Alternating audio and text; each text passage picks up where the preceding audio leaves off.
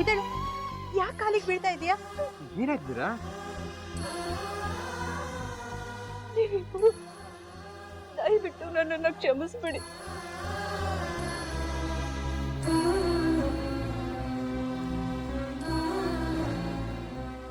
ನೀವಿಬ್ರು ಅಷ್ಟೊಂದು ಅರ್ಜೆಂಟಾಗಿ ಯಾಕೆ ಮದುವೆ ಆದ್ರಿ ಅಂತ ನನಗೆ ಗೊತ್ತು.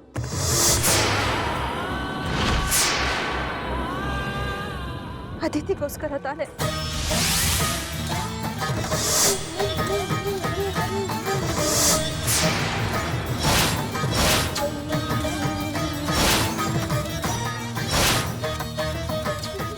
ಅವಳು ನಿಮ್ಮ ಮಗಳಲ್ಲ ಅನ್ನೋ ವಿಷಯ ಯಾರಿಗೂ ಗೊತ್ತಾಗಬಾರ್ದು ಅಂತ ತಾನೆ ನೀವಿಬ್ರು ಊರ್ ಬಿಟ್ಟು ಬಂದಿದ್ದು.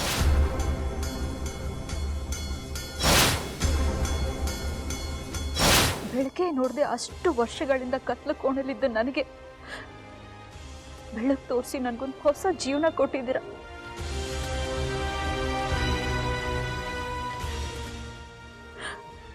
ನಿಮ್ಮಂಥವ್ರಿಗೆ ನನ್ನನ್ನ ಮೋಸ ಮಾಡಕ್ ಹೊರಟಿದ್ದಾನೆ.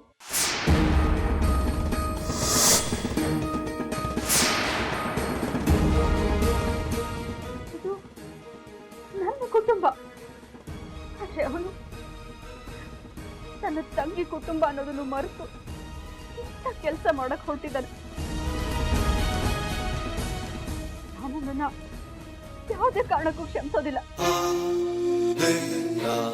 ಅವನು ನಿಮ್ಮ ಮೇಲೆ, ಈ ಕುಟುಂಬದ ಮೇಲೆ ದ್ವೇಷ ಮಾಡ್ತಿರೋ ಹುಡುಗಿನ ಪ್ರೀತಿ ಮಾಡ್ತಾ ಇದ್ದಾನೆ.